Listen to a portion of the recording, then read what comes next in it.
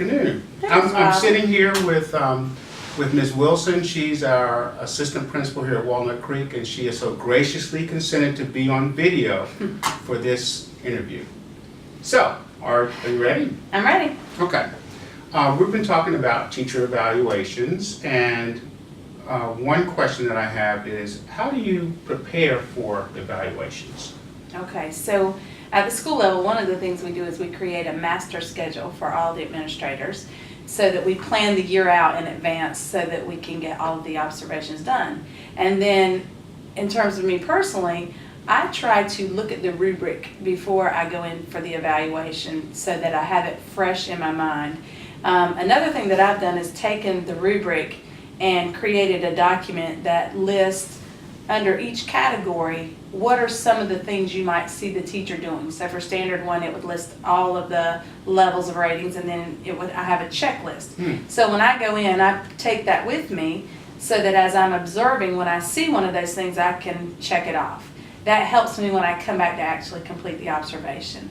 Some other things I do is in Wake County, we look at CMAP. So prior to going in or while I'm in the room, I usually have a laptop with me so that I can look, or an iPad, so I can look on CMAP and see where in the pacing guide they are in instruction so that I know what has been taught previously and what's coming up, so that I have a better gauge of the whole picture and not just that one snapshot of a lesson.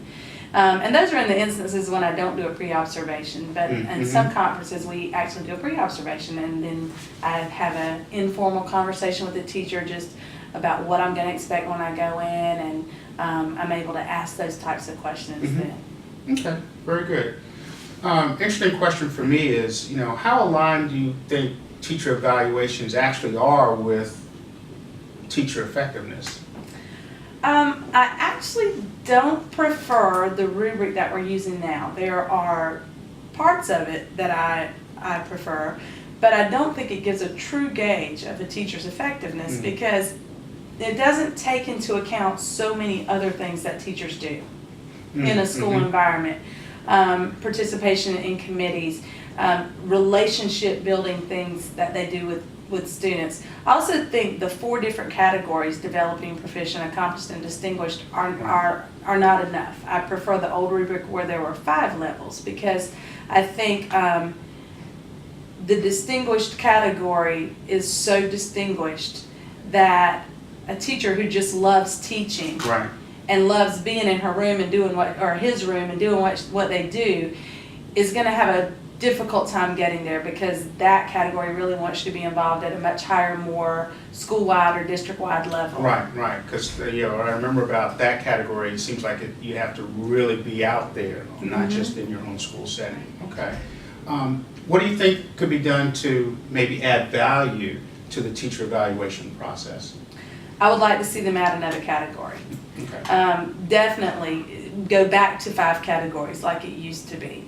I would also like to see the rubric put in more friendly terms. A lot of the standards are written, they're very broad. I think just simplifying the whole document and then putting it in terms that teachers can understand. There's an element in there that speaks about lesson planning, and that's such a critical element, but to me it just doesn't go into enough detail about what exactly should this lesson plan have in it. It speaks to things like rigor, but rigor is a subjective term. Right.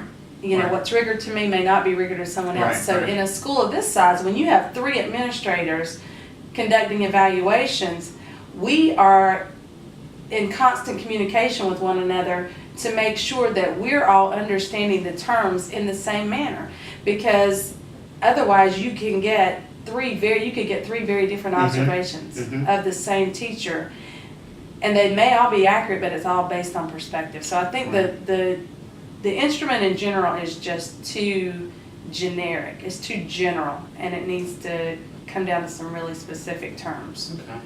That kind of brings to mind another question.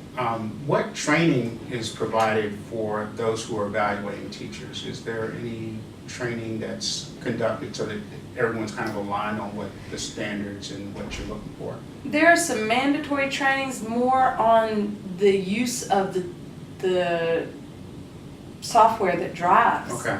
that drives the tool. But in terms of this is what you look for, I'm not aware of any Wow. Okay. in Wake County. I think maybe the state offers some webinars and things like Mhm. that. But I would love to be able to actually go into another school maybe Mm. and mirror an experienced principal or someone who's been using this instrument for a while. Mm-hmm. This is only our second year, I guess. No, we've been more years on this instrument than that. Mm-hmm. But I would like to be able to mirror somebody. I can see some benefit to, especially to new administrators. Mm-hmm. And in terms of that, even teacher evaluators. Like we Right, also right. send teachers out there to be peer observers using this instrument. And the reality is it's so generic or so subjective in some terms.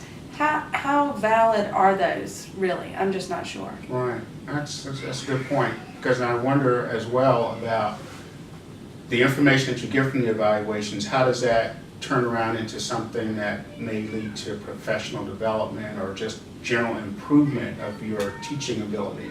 Right, exactly. It would be a good gauge for that. Also, my other big concern is that these instruments are now tied to contracts.